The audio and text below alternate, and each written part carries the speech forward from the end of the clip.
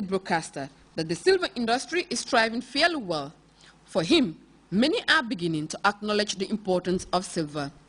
Well, many, especially the womenfolk, still prefer to wear gold jewelry despite the infiltration of the fake gold called plaqué that is flooding the black market.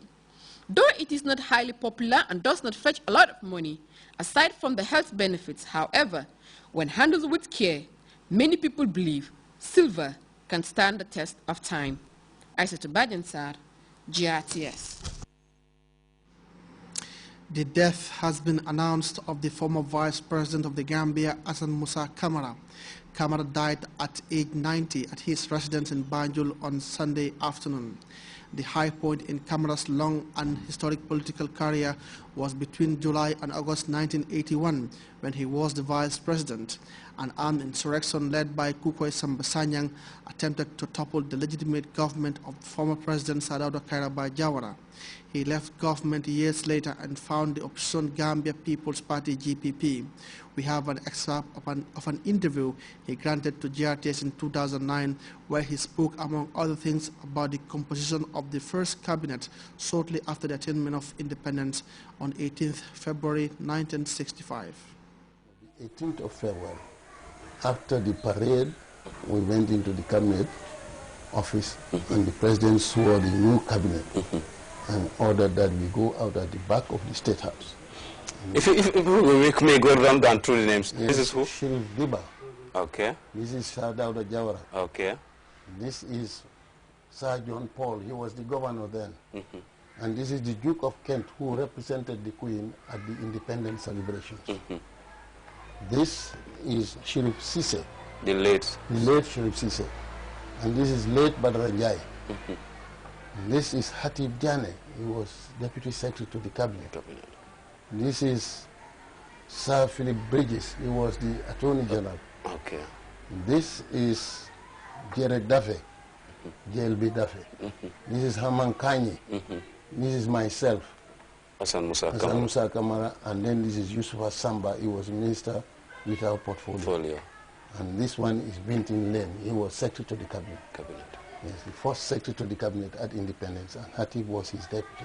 So maybe only, how many of them, if you can remember, do you know how many of them are still alive? No, most of them are not here. I feel very bad even to see this photograph, if I remember them very well, because we've lost most of them now. Sadauda is around, and you know, and I am around. Hatib Jane is around, and Yusuf Hassamba is not here. All the rest are not here. It's very sad. That was Hassan Musa Camara talking to Kebadiba in 2009 about his impression of the first cabinet meeting after the historic independence parade in Banjul. May his gentle soul rest in perfect peace. We now take our first break. When we come back, we look at stories from outside the country. Stay tuned.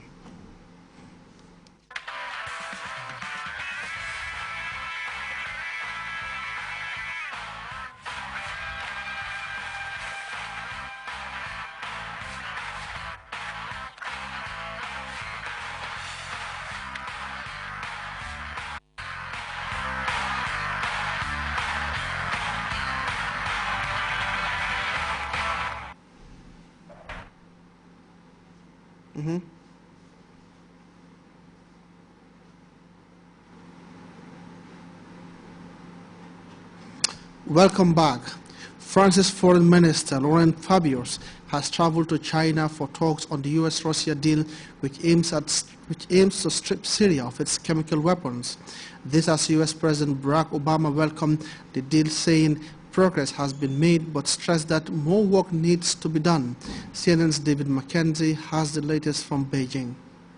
Foreign Minister Laurent Fabius flew into Beijing on Sunday to meet with his Chinese counterpart and make the case for the U.S. and Russian plan to secure Syria's chemical weapons stockpile.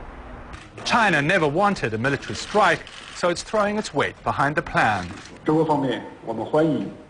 China welcomes the framework agreement reached recently in Geneva by Russia and the United States about how to deal with Syria's chemical weapons arsenal. Foreign Minister Wang Yi said that the proposal will help diffuse tension in a, quote, explosive situation. The French, together with the US and Britain, are looking to take the matter to the UN Security Council. But China and Russia, both permanent members, have consistently vetoed any sanctions or threats against Bashar al-Assad. The French foreign minister told me that the situation changed when Assad admitted to a large chemical weapons stockpile. The question is, if there is a resolution, and there will be a resolution, this international agreement must be fulfilled. And it's much more difficult for a permanent member of the Security Council to veto in that circumstances. Next up in the diplomatic push, Paris, where Fabius will meet with US Secretary of State John Kerry and William Hague, his British counterpart, where they'll try work out the details of a UN Security Council resolution which could be tabled later this week. David Mackenzie, CNN Beijing.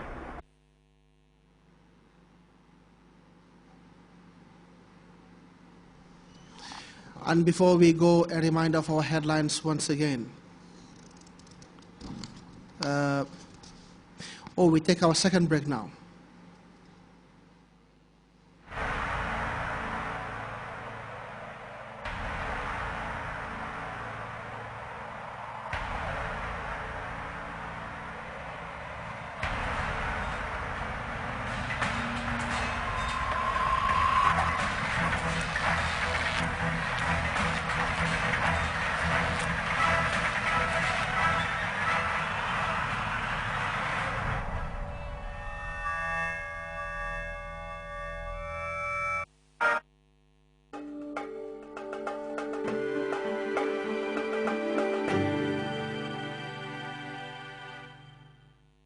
It's time now for the weather report, courtesy of the Central Forecast Office.